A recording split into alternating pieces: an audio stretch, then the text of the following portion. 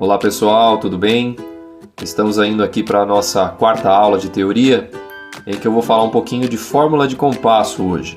A gente vai tentar compreender e elucidar um pouquinho das dúvidas com relação à fórmula de compasso, né? Vamos lá! O que seriam fórmulas de compasso? Antes de eu começar a falar da fórmula de compasso, eu queria falar a respeito das tipologias de fórmula de compasso. Então, basicamente, existem três tipos de fórmula de compasso: o compasso simples, o compasso composto e o compasso misto. Hoje, basicamente, eu não vou falar muito do compasso misto. A gente vai tentar entender melhor o que é o compasso simples e o compasso composto, tá bom? Mas voltando a falar da fórmula de compasso, o que é a fórmula de compasso? São esses números que ficam logo no início, depois da clave, no início da partitura, no início de uma música. E esses números vão dizer para você como que você vai ter o acento das notas musicais, né? Então vamos lá. O número de cima são sempre dois números, tá bom? Um número em cima e um número embaixo. E esses números não só um parênteses aqui, não tem nada a ver com fração, tá? Apesar de estar um em cima e outro embaixo, não confundam isso com fração.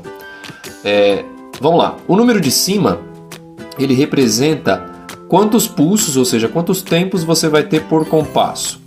Isso, evidentemente, pensando num compasso simples, fica mais fácil a compreensão. Então, por exemplo, um 4x4 ou um 3x4. O número de cima, ele diz quantos tempos eu vou ter por compasso. Então, no caso 3x4, que é um compasso simples, eu vou ter 3 pulsos, 3 tempos por compasso. E o número de baixo, ele diz qual é a unidade de tempo, ou seja, qual figura que representa a unidade de tempo, qual figura que vai ter um tempo nesse compasso. No caso, o número 4, ele representa a semínima. Outro parênteses aqui, eu expliquei disso na aula de teoria número 2, em que a gente falou dos números que se representam cada uma das figuras musicais. Então, por exemplo, o número 1 representa a semibreve, o número 2 representa a mínima, o número 4 representa a semínima. Então, o número de baixo, você vai saber qual é a figura que vai ter um tempo no compasso. Então, no caso, um 3x4, nós vamos ter 3 semínimas por compasso, né? Ou, evidentemente, subdividindo ou aumentando, a somatória de 3 semínimas vai sempre ter a completude do compasso. Deu para compreender isso? Creio que sim, né? Mas agora vamos lá. Como eu disse, nós temos tipologias de compasso diferentes. Então tudo isso que eu disse é mais fácil de compreender e bem claro no compasso simples. Porém, no compasso composto, não é bem assim que funciona. Nós temos aqui, por exemplo, o exemplo de um 6x8, que é um compasso composto.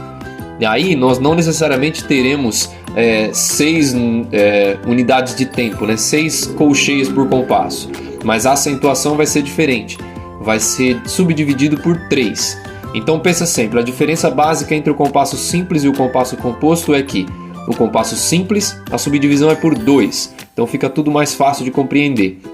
No compasso composto, a subdivisão é por 3, então sempre eu vou ter 3 notinhas agrupadas. Então no 6x8 eu tenho 3 colcheias mais 3 colcheias. E aí dá para entender bem, né? Eu vou fazer até aqui um exemplo falado, fica assim: 1, 2, 3, 4, 5, 6. 1, 2, 3, 4, 5, 6. Esse é o compasso composto. Ou seja, ele é um binário composto.